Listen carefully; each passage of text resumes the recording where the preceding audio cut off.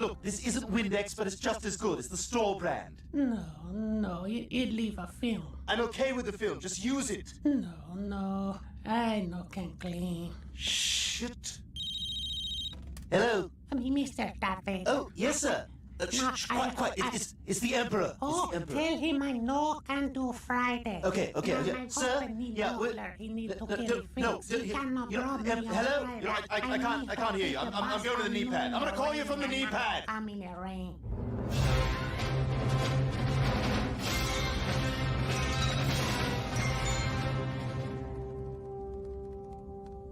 What is thy bidding, my master? Hey, I'm downloading all my music to my iPod because I'm getting rid of my CDs. Do you have any desire for Natalie Merchant's Tiger Lily? No. Alanis Morissette's Jagged Little Pill? No. You sure? This thing was unstoppable. This was the soundtrack to my 95. To my 95 and my 96, actually. No, thank you. Richard Marx, Hold On to the Night? Yes! If you're giving stuff away, yeah, sure. All right, listen. It turns out Anakin Skywalker's son is still alive. I'm gonna need you to find him and turn him. Really? Well, maybe I can make him go by, but all the way is gonna be tough. Oh, I mean, turn him to the dark side. Well, yeah, I thought that's what you... Oh, of the Force? Yes. Oh, I'll get him over to the dark side. I'll just show him our recruiting video.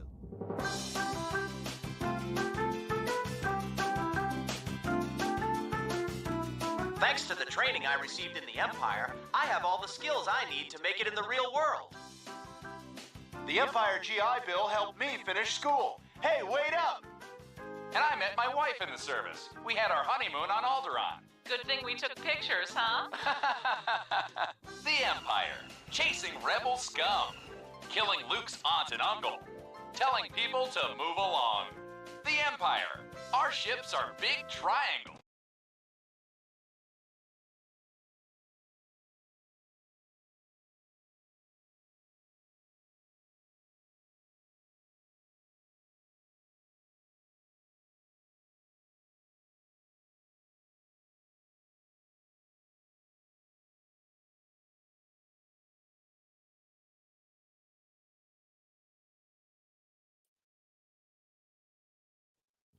I don't know what happened to my avatar. I'm gonna try this again. Hold on a second. Stop cam. Yeah, there goes. Stop cam. Damn you. Just show my avatar. Because my camera doesn't work. Yeah, I'm like 4 days late. I scheduled this 4 days ago. So, apologies.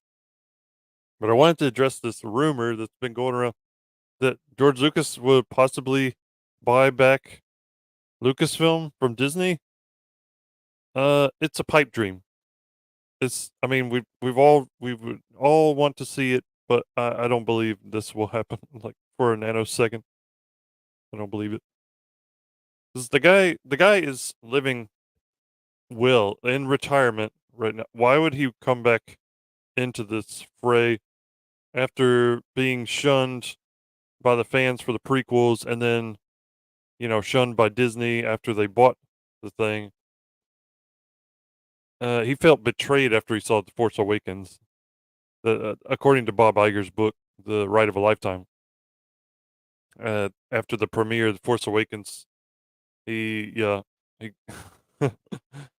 it pretty clear he did not like the direction Disney was going with Star Wars. And since then, I think he's kind of just detached himself from the brand itself. Like this was his baby. He sold it. He sold it to white slavers, as he said, and it's just gone downhill from there. Diminishing returns. Fans are turning away. It's been tainted. So why would he come back to this? I mean, one could argue he would see an opportunity to bring it back to its former glory. Maybe just retcon everything that Disney did. But there are certain pockets of Disney Star Wars that people love at the same time, like Rogue One, Andor, Mandalorian to some extent.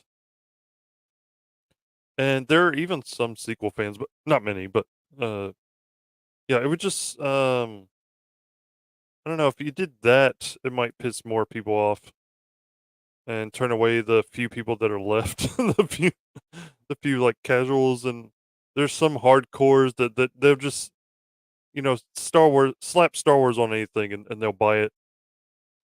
I used to be that way. Then I started really looking at these movies critically, and I think, okay, I still love the original trilogy and the prequels. I grew up with the prequels, and I have blinders on for all the problems. I don't care.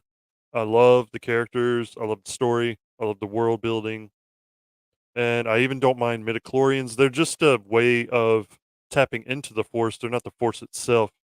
It's just like a scientific explanation of why some people are more attuned to the Force than others, but it still doesn't explain where the Force comes from. See, that's my argument to how it doesn't actually demystify the Force at all. It just explains how some people are more attuned to it. So yeah, in defense of midichlorians, it's not that bad. All right, it didn't actually destroy anything. And Jar Jar Binks, okay, he was a ridiculous character, but he actually did serve a function. He inadvertently brought Palpatine to power, and you actually find out his fate in one of the novels, the Aftermath novels. There's an interlude where Jar Jar is on the streets, uh, performing as a clown for passersby, just living in destitute. It's kind of sad, sad ending to Jar Jar Binks. But yeah, my assumption is that he died on the streets of Naboo, clowning for people for loose change. Is pretty sad. Because people blamed him, for the rise of Palpatine. Obviously, he fucking voted in with the emergency powers. Uh, Never mind that he was being manipulated. He's still a simple person, Jar Jar Binks. But see, that's part of why Lucas's storytelling was so rich that you could just have this comic relief character actually have a kind of a crazy arc. You know, he becomes a hero, a general. Uh, sure, he's inadvertently doing heroic things, like he's bumbling, he's he's knocking things into droids and shit. But I still, as a kid, I loved that character though, and I still kind of like him. Like, I'm probably one of the few people that bought the Black Series figure when it came out. I think it was on discount afterwards. Because a lot of people do not like him. But see, I was never one of those to trash actors when they play characters I didn't like. Like, I'm not one of those people that's just stupid. Uh, you always detach the actors from the characters. I mean, to some extent, I might still see Gandalf when I see Ian McKellen, or Frodo when I see Elijah Wood. But it's still, you got to remember these are not the people they're playing. So it was nice to see. Uh, it was nice to see Ahmed Best play a Jedi in a flashback sequence in Mandalorian. Kind of get his redemption arc there. But these actors will tell you even that it's not the fans that come after them the most; it's the media that trashes them even more. Like Rose Tico, the actress that played her, like she just got off of social media because it's becoming too much. And then Ahmed Best said too that it was the media coming after him all the time. But regardless, Disney will tell you it's the fans. It's those damn toxic fans always making things difficult for our actors, for our productions. They're the gatekeepers, even though Disney are the ones that own the IP. They're the real gatekeepers. This rumor. Let's get back on topic. This rumor came from Overlord DVD. Dictor Van Doomcock is the name he goes by. I first heard of this guy when I was listening to Collider. Okay, it was on Collider. Collider Live, I think it was. And Christian Harloff and his gang, uh, they heard a rumor that came from Doomcock, and they were just all laughing at the name. Because the first thing you hear is, wait, what the hell? Where did he get this from, Doomcock? It sounds like a troll edge lord, which he kind of is. But he seems like a good guy though. Just really angry about his favorite properties being taken over, corporatized, and bastardized. Like a lot of us, we I think we were better off when these stories, these properties we grew up with were niche, were just for the nerds, the hardcore nerds. They weren't for the normies. They weren't really for the mainstream. And now that they've gotten corporatized and mainstream, they've kind of gotten watered down, and the stories they just are lackluster now. The newer versions of these stories, the new iterations. So his channel, it has become kind of a rumor channel, but he still likes to talk about pop culture things. There's a pop culture breakdown that he and other panelists do. I think it's on Sundays. I catch it live sometimes, and they have fun. They riff on things, and then they'll talk about their favorite movies. Like every time is a different movie. But yeah, since a lot of the things that have been coming out these last few years have been really bad. I mean, we've gotten a few good movies, but most of like the genre stuff has been pretty bad. Like Marvel's stuff, and then Star Wars. Like there's a reason Star Wars hasn't come out with a movie in like 4 years, because they don't know. Disney does not know what the hell to do with this property.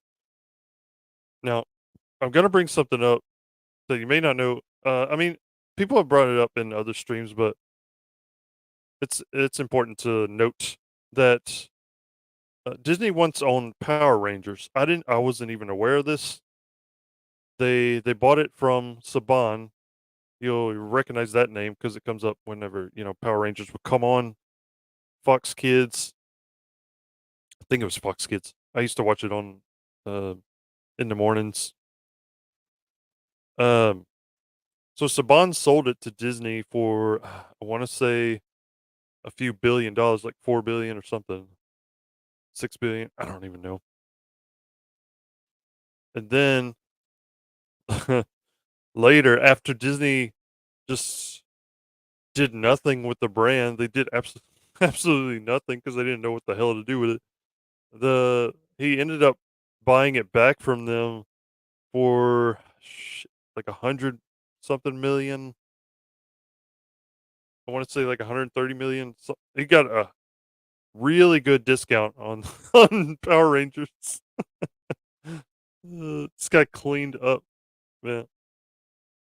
Which he also sold it again to another company, but that's a different story. But the point being, Disney didn't know what to do with the brand, and they just offloaded it again and like took a big loss on it. I don't see them taking that big of a loss on Star Wars, but the brand certainly is not worth it was when Lucas sold it to Disney, and he could probably see that. He owns a lot of stock in Disney, so them doing not so well is not great for him.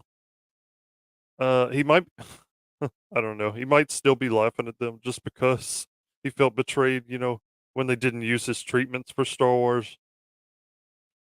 And, he's seen the fans turning on it, turning on Disney in that interview where he called them white slavers. His wife afterwards apologized for that on behalf of him, but I don't know if he actually came out and apologized.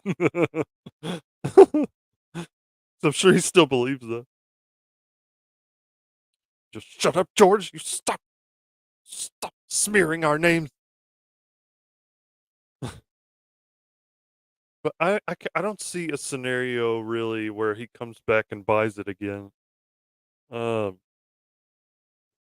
but I wanted to look at the Doomcock video I was talking about.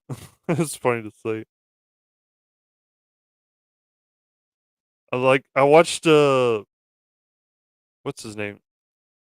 Star Wars Theory. Yeah, I watched his video, and the way he says it, Doomcock, Doomcock. Like, you don't have to try to get away from the censors there, buddy. I don't know if we... Greetings, my friends. I want to tell you all about my new channel, Pop Culture KO. I like the music. He's just introducing his new channel. Let me get to... Let's see. This source believed that Disney would have to cancel more projects, fire more staff, and even sell off some of their theme parks. My jaw dropped. Oh, I don't know about the selling off theme parks part. I don't know how many other theme parks they have besides there's Disney World, Disneyland. There's one in Shanghai. I think there's one in Paris. I don't know. Tokyo, maybe. I think there's one in Japan and China. Yeah. But so far as I know, those are still doing well. Most of the parks are doing well. I think attendance on Disney World is kind of going down. They're having trouble getting people to go during the summer, which is usually their highest point right now. It's not looking good. They're discounting days right now. When I received this information, that was on Monday. Tuesday, I put out a video sharing everything this walk-in source had told me, with the caveat that being a walk-in photo source, you have to take what they say with more than merely a grain of salt, more like a teaspoon I'd of salt. say more than a teaspoon even. You remember those wooden spoons that would hang on your grandma's wall? Like that kind of spoon. Fill that up with, with salt. Since they haven't been vetted by my Hollywood spies. But then, shortly after I put out my video, I received word that Cameron Pashaw's source Sparrow had contacted him. I have watched for a while. He's been on Midnight's Edge and other channels, and usually the things he says come true. I don't know though. We'll see though. There may be someone trying to buy Lucasfilm, but that's not to say that it is George Lucas. It could be somebody else, another interested buyer. But Cameron, I have great respect for this guy. He's been in the industry a long time, and he's very knowledgeable about the inside workings of Hollywood. He's also a novelist. I've got one of his novels, Shadow of the Swords. It's pretty good. Not novel of the Crusades. But anyway, let's pretend. And had independently confirmed that yes, indeed, Bob Iger had summoned Disney Legal into a meeting with one agenda, put together a package laying out what a sale of Lucasfilm would look like. Oh, yeah, if you don't know, Doomcock's persona is this overlord who's trying to take over the world. He's a villain, basically. But yeah, he mostly talks about pop culture news. There's more, my friends, much more. What you're about to hear is a conversation with Cameron Pashaw recorded last night that will rock your world. There are easily 4 videos worth of rumors and information here because things are so desperate at Disney.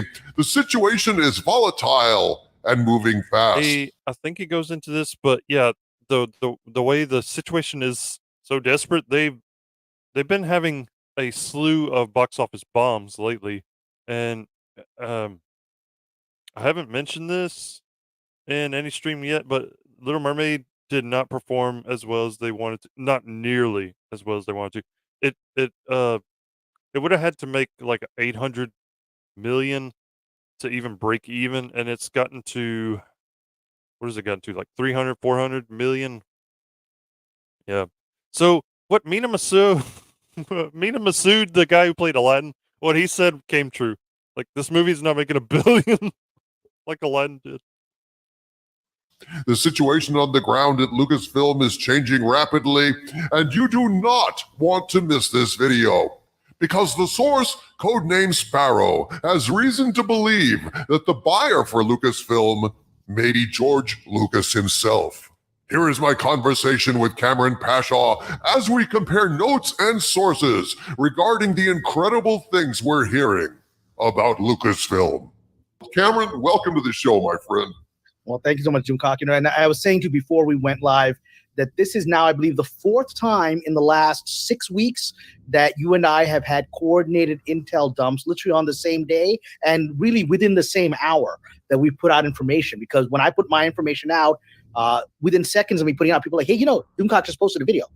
And it parallels what you're saying. They could have the same source for all we know, though. Like, Sparrow. I don't know who the Sparrow is. They're keeping their identity secret for obvious reasons. They don't want to get fired or ousted, whatever. But yeah, Cameron is known in this circle as the seer because a lot of the shit he says comes true. Like the rumors. This is the fourth time now in about 6 or 7 weeks that's happened. And, each time that intel has proven to be accurate as far as we can tell based on the information we're getting. And so this is probably the biggest story that my source Sparrow has brought to my attention. And it's really wonderful that and I know you have completely independent sources. And this one was a walk-in apparently. So we're all paralleling it.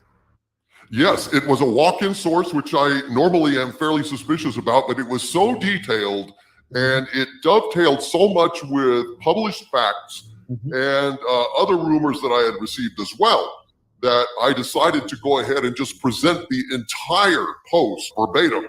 But this is what the source said verbatim, just so we can get on the same page here, Cameron. And then I want to ask you about what Sparrow said.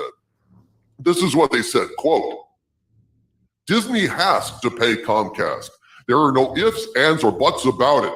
Yeah, there's a deal that Disney made with Comcast for like a stake in Hulu, and that's what he's alluding to. Like, they have to pay. I can't remember how much. I think he says how much. All that's up for debate is how much they will have to pay and when it's due. Considering that the Walt Disney Corporation currently I think it's up to like $9 billion or something. Yeah, something crazy like that. Has at best $200 million in liquid assets. Oh yeah, that's another that's another thing. That's all that they have right now. Disney. That's all they have is about 200 odd million in liquid assets. That is horrible. They're going to have to lay off even more people and sell even more. They've already shit. laid off. Was it like 14,000 at least? Not just their Paris and Shanghai parks. They might even have to sell one of their U.S. parks in part or in full, along with God knows how many other things. Think the world's biggest and kitschiest garage sale just to cover what they owe to Comcast. They will have to cancel a ton of projects. They will have to lay off even more employees. They will have to sell both physical and intellectual properties, most likely including Lucasfilm. Their executives will all lose their bonuses while the future is never certain. Oh no, Bob Iger and them, they're going to lose their bonuses. This has the potential to destroy Disney completely. And there's no reason to believe Comcast isn't aware of this, unquote. And the reason for that is because current estimates put the worth of Disney's share in Hulu between $9 and $27 billion. That's crazy. I didn't know it went up all the way to 27. All they have is $200 million in liquid assets. Well, it's garage sale time at the Magic Kingdom. So, Cameron. Yeah, that's that's probably why I'm glad that I collected so many fucking action figures and books and comics throughout my years. Like ever since like high school. Because if anything goes wrong, if anything goes south, I can just sell a lot of shit and make bank. I have some stuff that's worth a lot. But yeah, you need some kind of assets on hand. And if all they have is 200 odd million in assets on hand, that is really sad. I'm going to throw the ball to you, sir, because part of what Sparrow said, well, a chunk of what Sparrow said is in accord with this. I mean, most of what Sparrow said is in accord with this, and it directly parallels, overlaps, and in some ways adds a little bit more information and some very specific information. All right, so for those of the viewers who don't know, Sparrow is a source that I have cultivated now for over almost a year, who is an employee of Lucasfilm / Disney. I have met with them. I have identified them.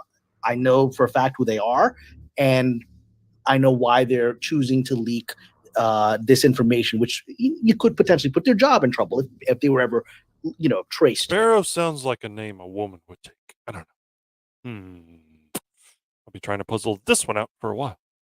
And some people have questioned the veracity of this. All I can say is a Sparrow has been proven right so far. And since I know who they are, you just it's up to you to decide if I'm making this up or telling the truth. I'm a professional screenwriter. My reputation on the line. So this is the person that we're talking about. But I don't control when they reach out to me.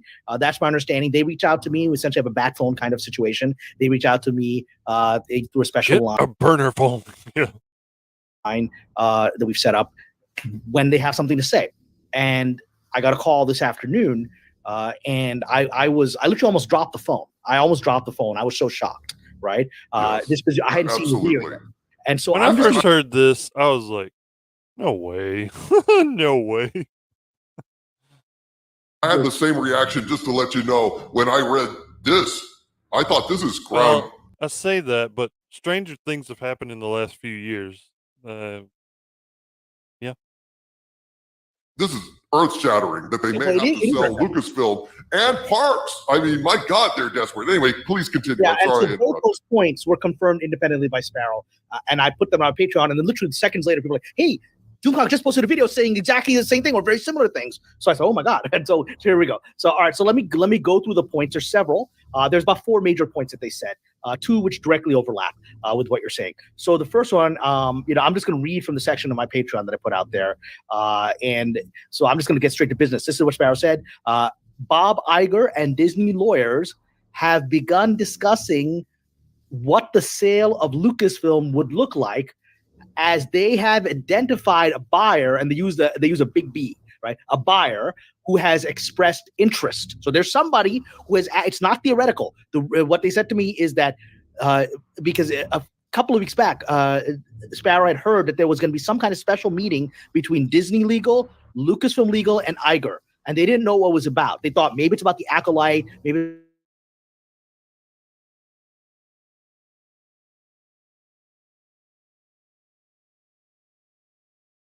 Apparently. So what they discovered is the meeting was about Iger's like, I need you to draw up a plan for what selling Lucasfilm to this buyer would look like, right? And so it's not theoretical. It's we have a buyer, they've expressed interest.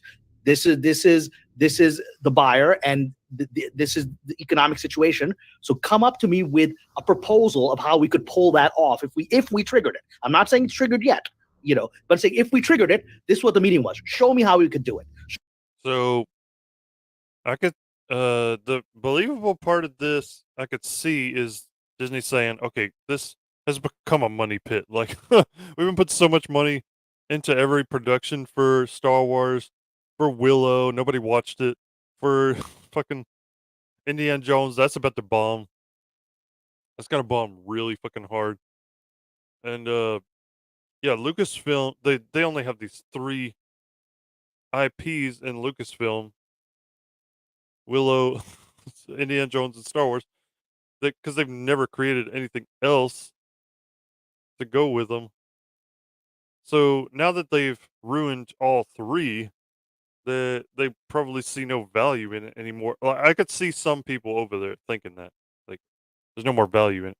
When if you just did what the fans wanted, if you just stopped to think about what the fans actually wanted, and they'll tell you like, oh, the fans are too fucking hard to please. Like we can't do anything right in their eyes. When if you could have just made a Vader series about him hunting down Jedi, and that could have been like your main show, probably. Like it's an easy fucking layup. This is like Michael Jordan doing a layup. This is like fucking Luke Skywalker just teaching at his Jedi Academy. Like that would have been an easy layup. Just the same. Or you could not have Skywalkers in it at all. Do Old Republic and do it just like the video games. Like you'd have like old school fans of the games clamoring for this. You'd have new fans clamoring for this, that people that haven't experienced those games. Like me, I've never played the games, but I've heard how awesome they are. I'd be intrigued. But instead, you're going this High Republic route with the Acolyte, and then what's the other one? Dawn of the Jedi. And now you're taking Heir to the Empire, and you're taking Luke out, but you're putting Ahsoka in. Okay, fine, fine. And you're seeing the interest in Star Wars wane. You're seeing the viewership go down for your flagship show, Mandalorian, and the viewership was horrible for Andor, Boba Fett, Obi-Wan. They'll come out and say, "Oh, this was the most watched original premiere on Disney Plus," when it's like the only premiere on Disney Plus for that month. One of maybe 3 for the year. It's like they're so full of shit, and people are starting to see through it. And the movies, as I said, diminishing returns. It started off with 2 billion, then it went down from there. What was it, 1.6 billion or something? And then maybe 1.3 billion, or I can't remember exactly, but I know they went down from the first to the third. And Solo lost money. Hashtag Solo lost money. Let's continue. Show me the structure of a sale. And Oh, then another thing, the action figures are not selling. The action figures for the sequels, they sold at first, but then as people soured on the movies, they stopped selling. The only things that still sell are original trilogy and prequels, mostly. Mandalorian to some extent, but yeah, that's people show you through the buying of merchandise what they're actually interested in. then now they said based on because they've now been privy to some of these conversations between these lawyers, they don't have access to all the information. I try to be as honest as possible. There's some things that are still confidential that they have not been able to find out. So they cannot identify the buyer definitely. But based on their interpretation, based on Sparrow's interpretation, based on these conversations that they have now become privy to within the legal team, the buyer could be a corporate entity. It could be a studio, maybe it could be a Universal or a Sony. It could be that. However, Sparrow said, and this is just their personal speculation, based on the conversations as they have now entered into, Sparrow saying, I'm getting the impression this isn't a corporate entity.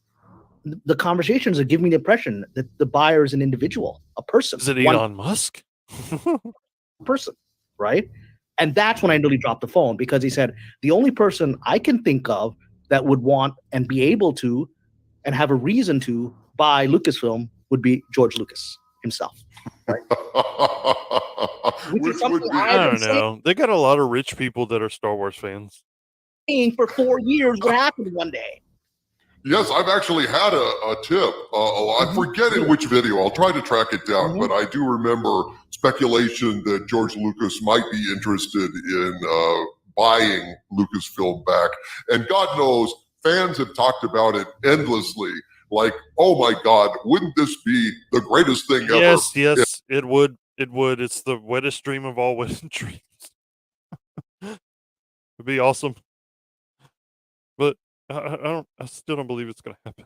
If Disney went ahead and ran this into the ground, and basically George Lucas was able to swoop in, at a little bit of a discount, make himself $1 billion or $2 billion and buy it back. That would be fantastic. And there is precedent. There's big precedent. There's Haim Saban, who sold Power Rangers to Disney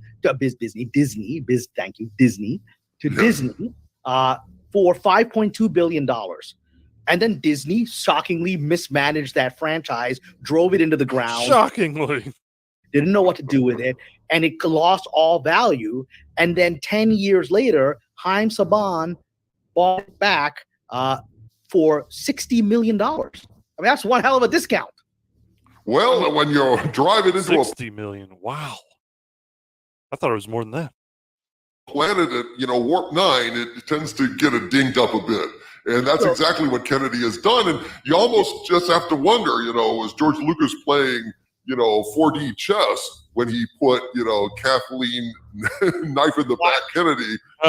No, I feel like she sweet talked him into making him believe that she would honor his legacy, honor his work, and he just believed her, because he seems like the kind of guy who just wants to see the best in people.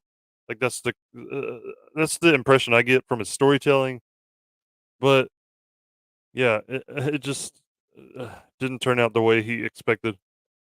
In charge of the whole thing because he knew it would be certain disaster, and this was all agree. I don't believe that. I'm just saying it would be hilarious if it was. That would be great.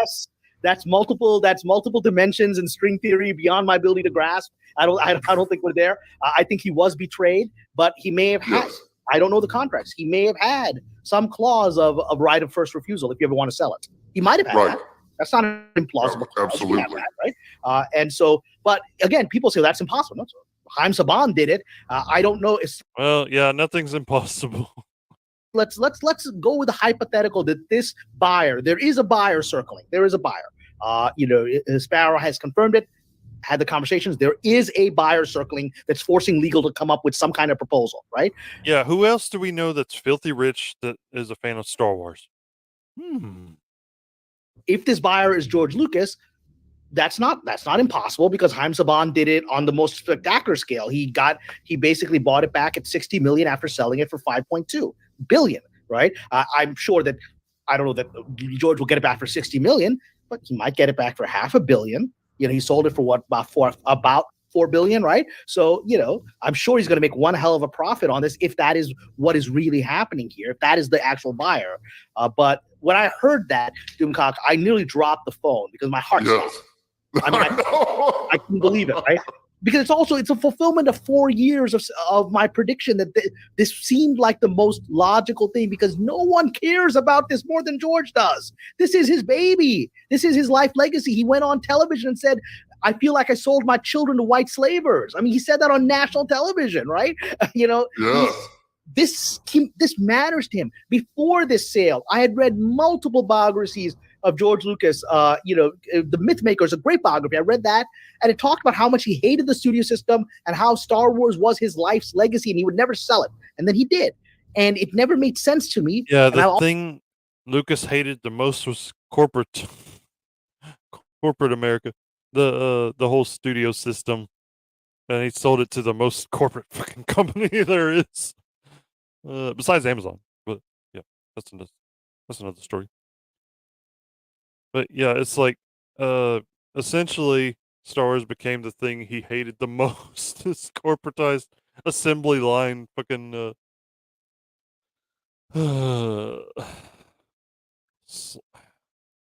slew of crap that the studio puts out. Always just look at that picture of him with Iger. It looked like he had a gun to his head. Like Iger smiling like a Cheshire cat, right? And Lucas is like, fine, I'll sign it away. I mean, it's just if you read the whole story about what happened there, it was kind of underhanded what Bob Iger did. He kind of manipulated George Lucas into selling, sweet talked him, and then eventually when the deal was coming, that year, I can't remember what year it was. Was it 2012? I think, yeah. That George Lucas had to make the deal by a certain time or he would lose millions, hundreds of millions on the deal. So he essentially got strong-armed into making it, before he was completely certain that he wanted to. Like, he was going back and forth with Iger over this because he wasn't sure that they would actually do good on their promises to honor what he did and keep the brand relevant. He should have listened to his gut. Like there's that meme I have in other videos where it says you shouldn't have bought it, George. You shouldn't have sold it, George. It's like old man Luke saying that you shouldn't have sold it, George, and he just says, "Yep." They're sitting in a bar, like the cantina. But see, yeah, I'm sure he had. There's such thing as buyer's regret. I'm sure there's seller's regret too. Like, oh, God damn, I shouldn't have sold it. Frick, man. Like Cameron said, that was his baby. I've always said there's one person who's like his child has been mutilated. He's gonna want, if he can, he's gonna want to try to save it. And so Sparrow certainly thinks that's the buyer. That's their opinion. They can't confirm that. There is a buyer. There is a proposal being made to present to the buyer, right? Doesn't mean it'll close, doesn't mean it'll happen, but there is an actual real thing happening right now, a real conversation. And I think it will close. I think it's amazing, Cameron. I agree, because look, Disney is in dire financial straits right now. I think that's quite clear. I mean, Mexican Iron Man on my Pop Culture Breakdown episode just last week, I believe, or the week before, went over Disney's public. Mexican Iron Man is a guy who is a prominent figure in the financial world. He's what do you say? How do you say it? An accountant. He's much more than that, though. He's been in this sphere for a while. Very knowledgeable, like Cameron. More on the financial side of things, though. Public financials, and actually, he's an accountant, and he actually tallied up. Well, this is their assets, this is their debt, and they have $200 million liquidity, which is just unbelievably bad. I mean, oh my God! When you're talking about billions, and all they've got is, they haven't even got enough wiggle room to do a Star Wars movie themselves. It's time to take drastic actions with the stock in the toilet, with Florida at war with them, with nothing going, with the Galactic Star Cruiser Hotel closing, with I mean, it's just on and on and on. Removing multiple shows from the Disney Plus, so they don't have to pay residuals on them. To announcing, I think they just announced a few days ago that they're likely to cut another $400 million off of Disney Plus, right? And take off some of that. I mean, this is a sinking ship publicly. There's no speculation about it. This is in bad shape, right? And just add more credence to the the criticism that they're creatively bankrupt. They announced a whole bunch of sequels and reboots, more live action reboots, of course, remakes. And their stock right now is at $94, $94.17. It's not looking good. And we're going to get to one of the things that Sparrow, I think, point 3 that they revealed, which is actually it parallels what Mike, Mexican Iron Man and I have talked about before about FTX. We'll get there in a second. So that's point 1, which is stunning. There is a buyer out there. There is a proposal being. FTX he just referenced was a scandal that happened just recently. It was some people got involved with I think it was Bitcoin. One of those, what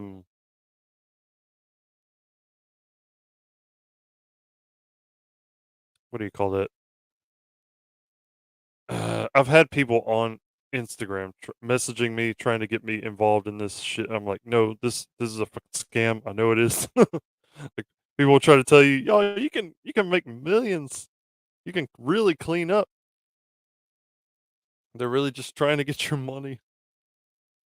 And they don't care whose lives they ruin in the process. But this was FTX was one of those kind of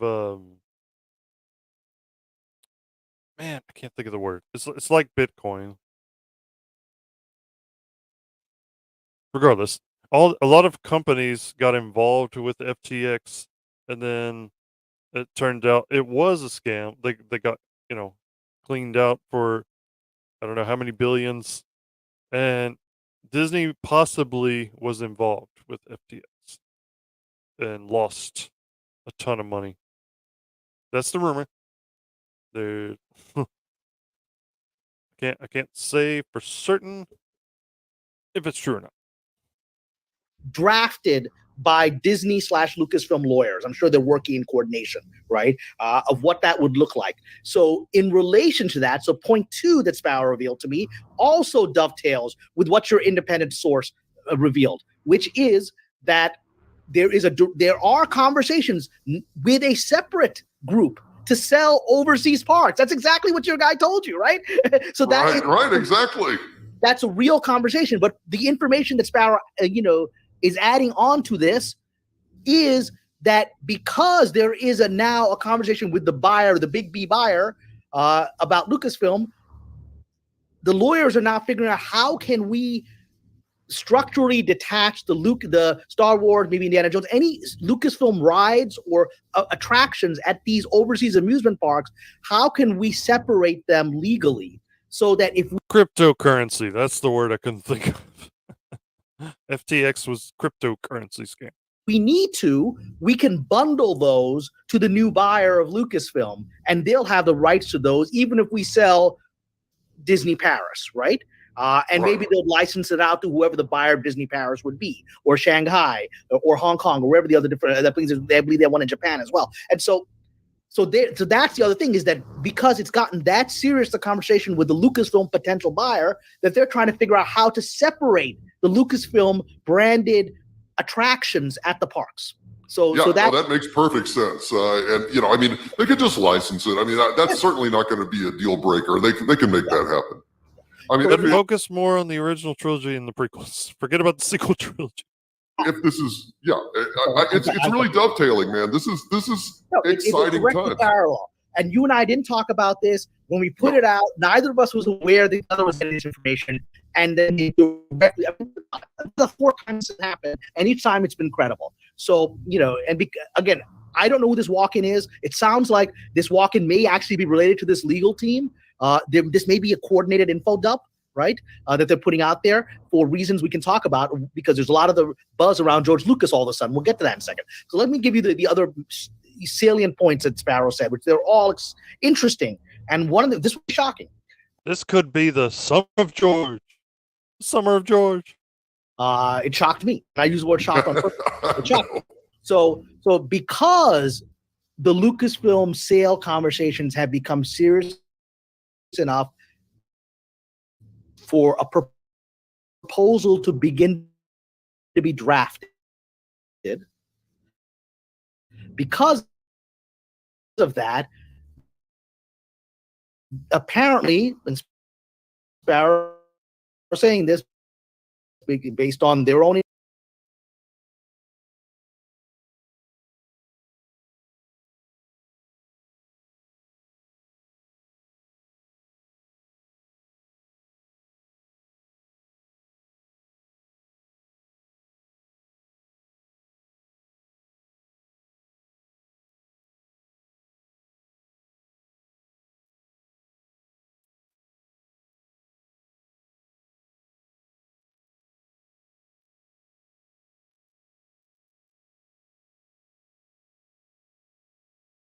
the second season of Ahsoka, which is still only in script form. And now, in any way, they'd have, we've lost the gentleman who was playing Bill and Skull, wonderful actor, right? They'd have to rework that anyway. But they put that on hold for now because that hasn't been filmed yet.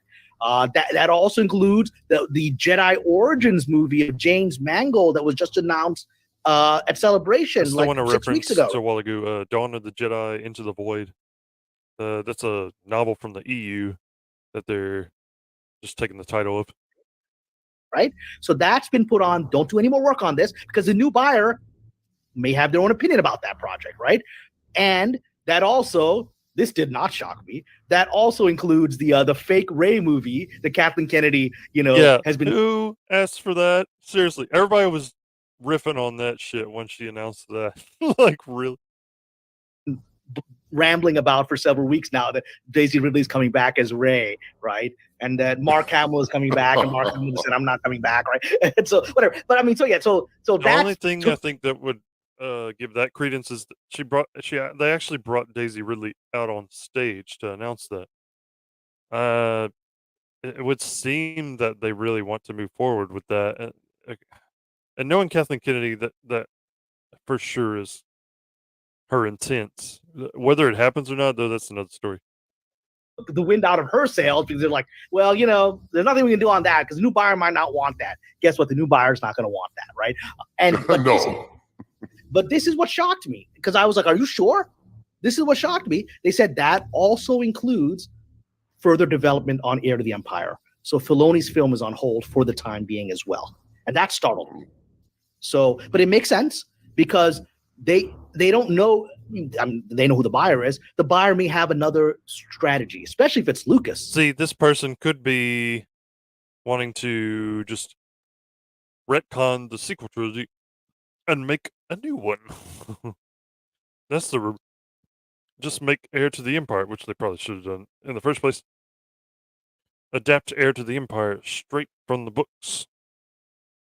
Right? George be like, this Heir to the Empire thing that was developed under me, remember? So I got a lot to say about that, right? And so let's hope. Of course.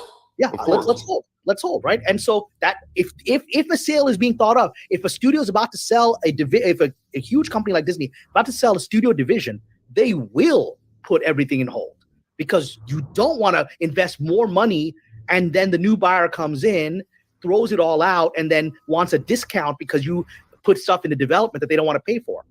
Absolutely, that is absolutely fantastic news for Star Wars fans.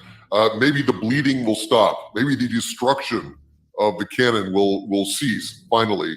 And if a new company buys it, everything is on the table again. Exactly, and especially if George comes back, who knows? God, in the wonderful universe where George comes back, he might be like, hey, you know what? Forget the sequel trilogy. Remember those 3 treatments I had that Iger never made? Why don't we start working with those? He would for sure. I mean, there's no doubt in my mind that George Lucas was very angry that his. I still can't believe that they didn't even look at them. I mean, imagine one person at least read them, J.J. Abrams maybe, but to not use at least some of the ideas that he had, is stupid to me.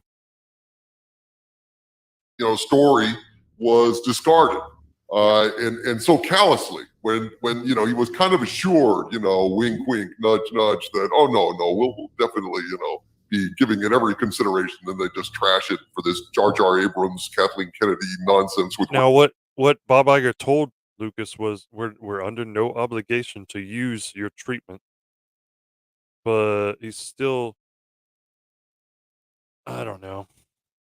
I think Lucas felt like there was this unspoken understanding between them that they may still use his treatments, so he was led to believe that. And then when he saw the movie, that's when he's like, oh, they went in a completely different direction, and it's a direction I don't like. Ray and Finn and I don't know, all the and then it got worse from there, right? It gets get worse and worse, right? All right, so those are the things. So now I'm going to give you a couple other things, and we can talk about the broad range of what is happening here and maybe why our sources are coming together again at this pivotal moment. So a couple of other things that they revealed to me. Now, this goes back to your conversation with my good friend, Mexican Iron Man, right? And Mike has put himself on the line to say that he agrees with me, even though a lot of the people that he's associated with don't agree with him on this, or me, certainly. Right. But I've been out there since Bob Chapek was mysteriously fired from Disney. To this day, we still don't know why, right? Mysteriously fired from Disney. He was fired on a Sunday night at an Elton John concert. 10 days after the FTX broke. I have been publicly saying since then that what intuitively felt true to me was that hidden investment in FTX that Iger and CFO Christine McCarthy had embroiled the company in as a gamble to cover some accounting holes that they had, that we publicly know they've been accused of having $3 billion accounting hole by a whistleblower several years before, right? The financial straits, they're always a whole lot worse than the companies let on. SEC. So to cover those holes, they decided to take a big, what they thought was an easy gamble, and then FTX, instead of tripling in value, went to zero, right? And so the hole they had, my theory has been, became so big, and then when Chapek was about to find out about it, or did find out about it, they got him out so that he wouldn't blow the whistle to the SEC. And that was a theory I had for months. At one point, some of your sources started suggesting that might be true. They actually started saying that there's an FTX problem, right? I believe you at least one source said that to you once. But we haven't heard anything more about that. But then this is the intel that Sparrow gave me today, which is very interesting.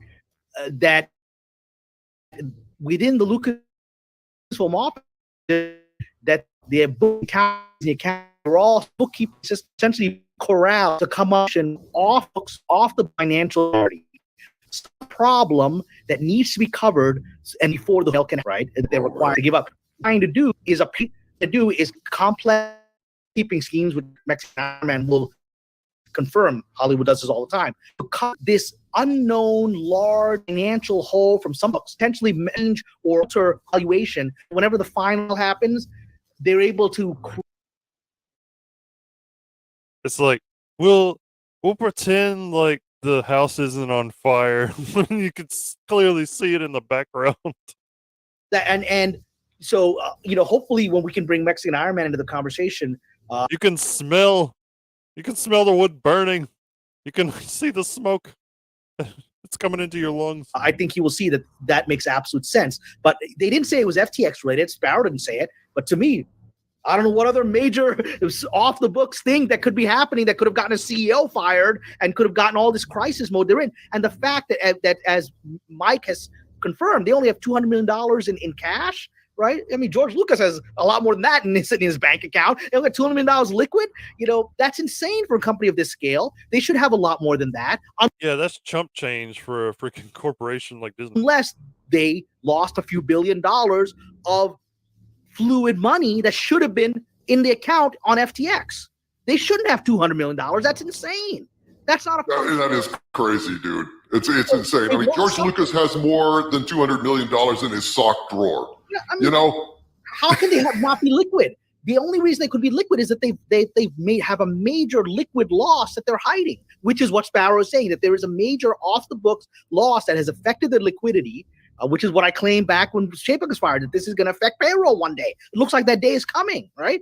And so that fits up. So they said they're going to use the Hulu deal to cover it all up and paper it up, and they're asking the accountants of the different divisions of Disney to figure out ways of covering this division, that division, so that when the Hulu sale goes through, SEC isn't alerted, Comcast isn't alerted, and the numbers vanish, right? Yeah, I don't know how many divisions there are of Disney now, but anytime something loses money, they can just siphon off money from another project into that project and make it look like that project made money. Like, I feel like they do this a lot with their box office bombs, their shows especially. And people have pointed out a few times when movies come out that the theaters are getting bought up, like the seats are getting bought up, but they get there and there's like 8 people there. There's it's not as many seats filled as the freaking website says. So there's a lot of fishy things going on. And then you got studios owning like the review aggregates, like Amazon owns IMDb. I don't know who owns Rotten Tomatoes. That I'll have to research. But yeah, when you got things like that, then not everything's going to be kosher. Let's just say. And so that it all looks fine. I mean, that's crazy, but it fits everything you're saying. It is fascinating times for Disney. I mean, it is really like some kind of apocalypse that is just kind of, the 7 plagues of Egypt, just descending on them fast and furious. And it's really inevitable. It was inevitable, Doomcock. This day is like 11 years in the making, right? Yeah. This was inevitable. You keep pumping so much money into these projects and you're not pleasing the fans, and then you're calling the fans racist and sexist, misogynist, all this stuff in the press. You're going to turn people away. Okay. You're going to sour people on this brand entirely, and they're going to go find something else to watch, to read, to whatever, to collect action figures from. There's always something else out there. Like, you're still just an entertainment brand. You're not necessary to sustain someone's life. Especially not when there's a shit ton of competition.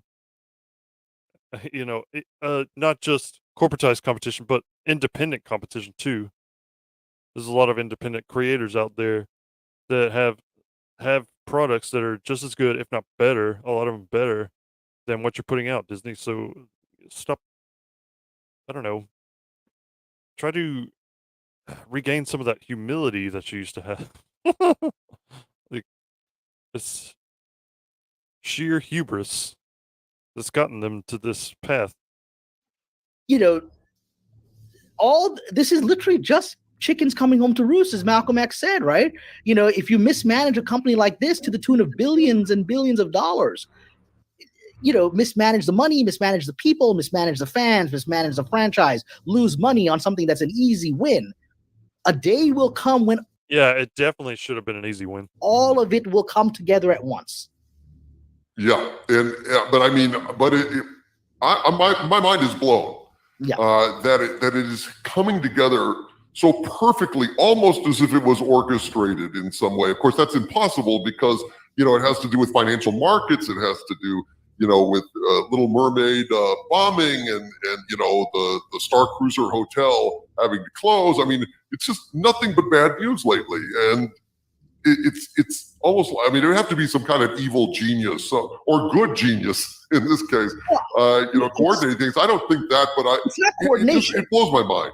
It's opportunism, because Iger, when he was brought in, knew whatever his mission was, and things got to get worse and worse and worse. The money started, you know, whatever the money situation was when he was brought in was bad enough. It's even worse now. If it's $200 million left in a multi-billion-dollar company, I don't know how you do payroll on that, but whatever. So yeah, Iger just came back to a shitstorm. The whole place was falling down. You know, and with each situation getting worse and worse, and Kennedy resisting it every step of the way. You and I we had one of our first parallel source things was when we had both reported at the same time Kennedy was having a private meeting with Bob Iger. We both reported at the same time, right? And we know that happened. And Kennedy just cannot freaking admit that she was wrong. That she was wrong about the property. She was wrong about the fans. That she just mismanaged this shit. She's never going to admit that. She was told, at least from my source, she was told, you know, clean up your act, walk away at Celebration, don't announce anything new, start shutting out your office, right? And you'll be allowed to leave with dignity. And she didn't do that. She did the opposite. She said, screw you. You're not going to push me out. You know who I am? I'll show you who I am. And Iger said, all right, let's yeah, show imagine it like a scene from Spider-Man. I started this company. You know how much I sacrificed? Well, you didn't start shit, Kennedy. You were given this position and you fumbled the ball. Who you are, and I'm going to show you who I am now. And so he let her do her thing, and then bam. She was just a coffee girl at Lucasfilm, married to a great producer, Frank Marshall, and given the job by Lucas and Spielberg to get their coffee, take notes, which they actually said she was a shitty note taker. At least Spielberg, I think, said that. Was it Spielberg? Yeah. Yeah, he was the one that said it, that she wasn't really good at her job. She was good at making scheduling. That was it. Bam, one after the other. He's just taking down her things. And the last few days you reported on it, and I wrote about it on the Patreon. Fortune magazine did a takedown of Lucasfilm. I've never seen that. You know, I've seen, I think the Atlantic did something a couple of years ago. The media outlets are starting to turn on them. And it's kind of funny to see. I mean, kind of late to the party. I mean, they were still blaming fans for everything for a while. Now they're finally starting to see the truth that it's just been mismanaged. Go with Chapek. They were trying to, when Chapek was doing his, like, getting the media on his side stuff. You know, some questions were raised about the success of Star Wars and where Favreau might be better fit. Now it's openly stating that this is complete disaster and was not blaming the fans for it. Was saying, should she go? I'd never seen that before. Absolutely. Bruh, the fans have been saying that forever. Absolutely. And it is my opinion, and I believe it is your opinion as well, that this would never have come out if it were not with Iger's blessing. Of course. If this were not an Iger sanctioned article, to coin a phrase.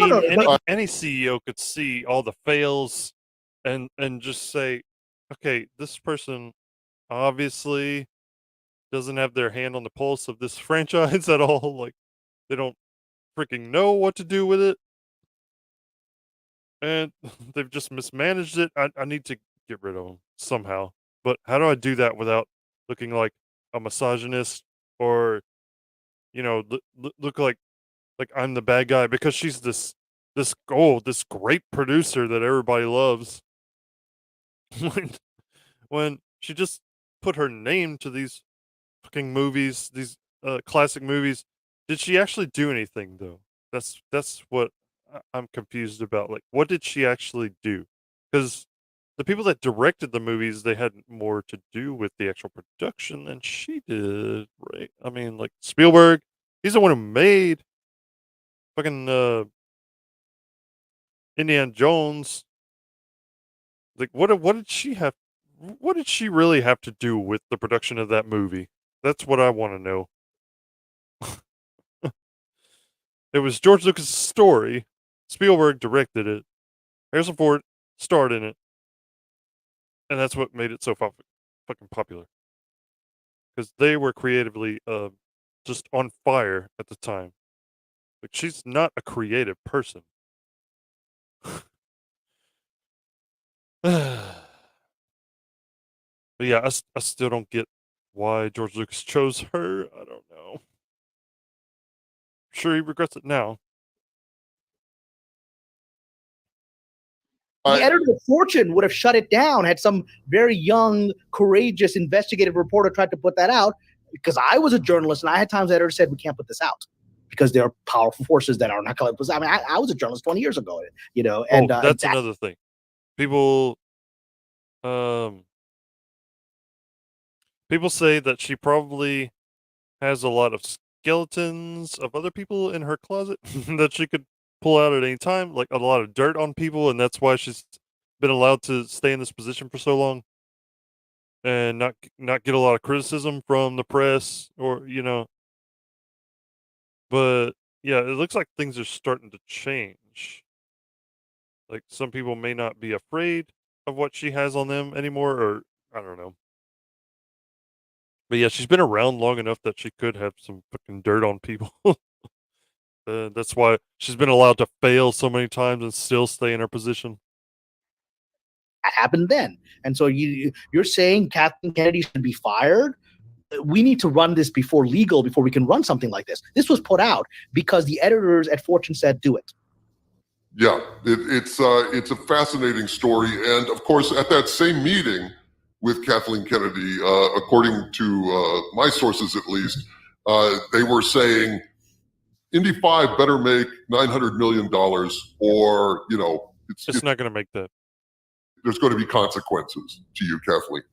And look what happens now. By the way, Sparrow has also said that, paralleling your thing, Sparrow had said she had been told at that meeting that if this thing doesn't make a profit, you're out, right? And that parallels your report.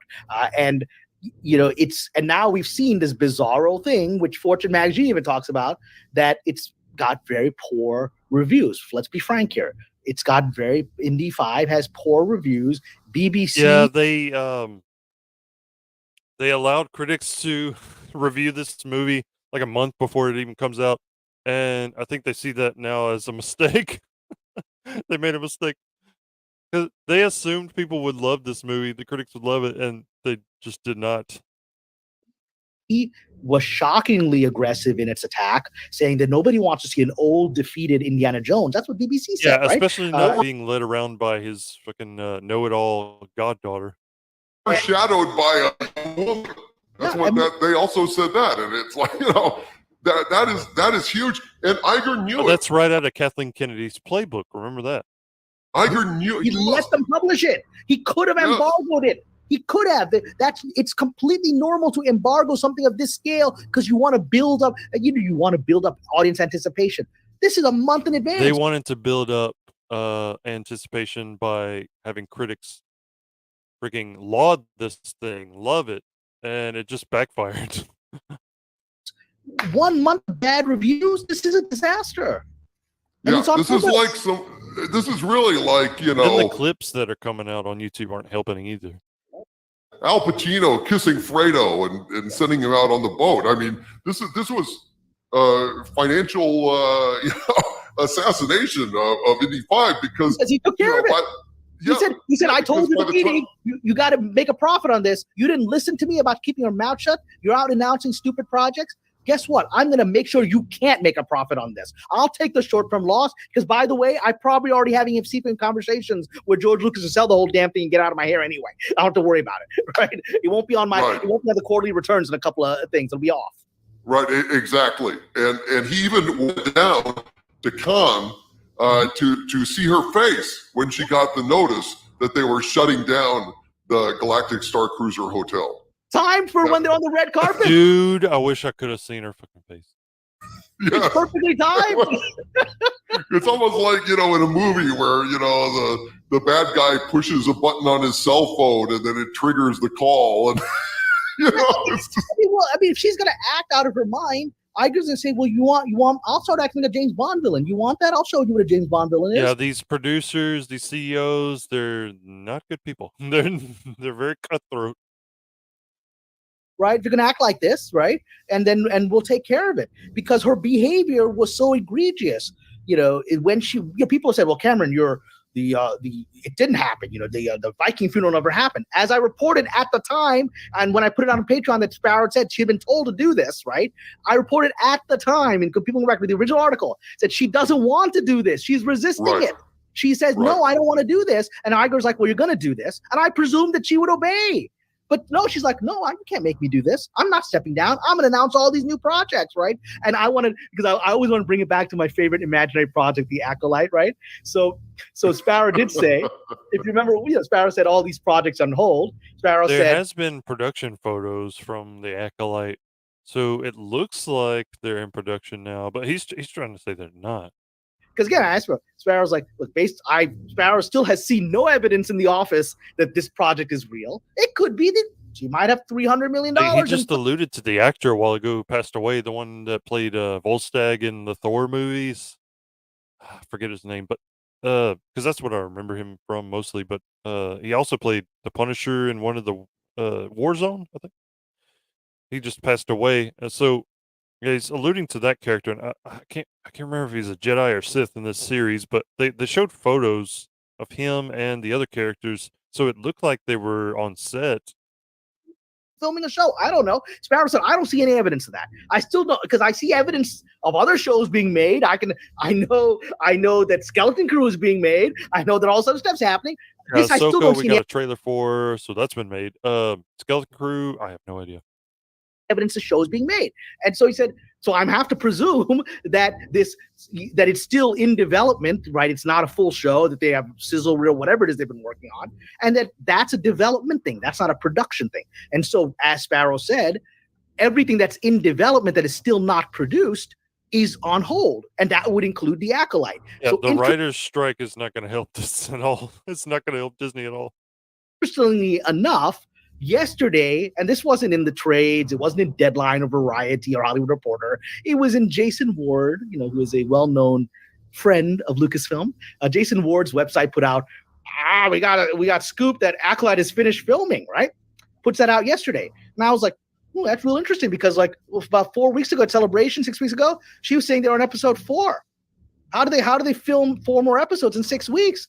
I mean, that's pretty impressive, right? I could see them doing that. They crap out these shows like so fast. That's why they come out and they're dog shit. It would take about 4 months, right? An episode usually takes about 3 to 4 weeks with everything you got to get done. So it's got at least 3 to 4 months more if you're halfway through a season, right? But 6 weeks later, she's finished filming. Okay. And so Sparrow's like, what I think they meant is that she's finished filming her sizzle reel because they pulled the plug and said nothing more in development. Sorry. And now people are going to be asking questions. This could turn out to be a situation like the Rogue Squadron movie where they brought the director out, Patty Jenkins, for a promotional video where she's in front of a fighter jet talking about how, the fighter, piloting is so close to her heart because her father was a pilot. And, she's promoting Rogue Squadron as a movie that's set after the sequel trilogy. And then nothing ever comes of that. That's all we see from the movie. That's all we hear from it, is that little promotional video. I could see something happening like that with The Acolyte, where it just falls through and nothing ever comes of it. We'll see though. Because Patty Jenkins just got tainted by the Wonder Woman sequel, which did not do well. People didn't like it, and she even got dropped from the Cleopatra project she was doing with Gal Gadot because of the response to that. So, and The Acolyte is being produced by Harvey Weinstein's former personal assistant, Leslie Headland. They don't like to bring that shit up in the articles, but we'll bring it up because we don't forget, and we don't freaking shy away from this shit. People need to know this stuff. Like these people that are producing these shows, they're not good people. A lot of. Hey, Leslie, when's you must be still be filming, right? When's the show going to be finished? And she says, "Oh, it's finished. It's done." She's not lying. It is done. They pulled the plug. Oh yeah. If you want more on Leslie Headland and her thoughts on Star Wars, you can find that on YouTube. And the things she has to say about it are not very flattering. It is done. You're finished. You're finished.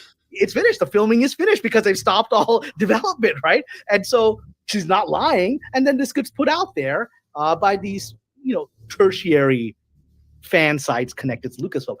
And so it just, to me, that's the kind of humor that I still get out of the situation where Leslie Headland, it's really hilarious stuff. The only person it's not hilarious for is poor Karen McCarthy, who still, I hope, wins her lawsuit and gets her money.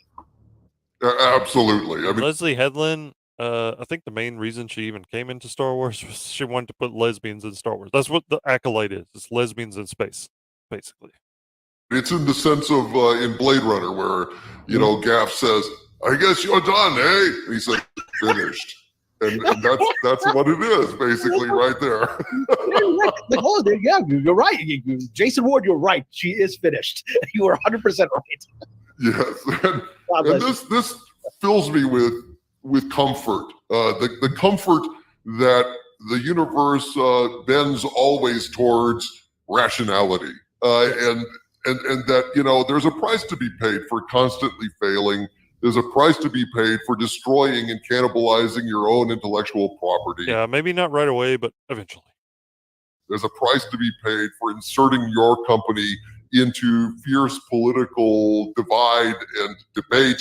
And all of these things are dovetailing to bring Disney to the point where they are going to have to reverse some of their purchases, change some things, sell some things just to survive. If these rumors are true. Reverse course or die. That's all I'm saying. That's all I'm saying. It's because things are swinging a certain way. If you don't go with the tide, then you're gonna get left behind. We will destroy everything in our path until he is found.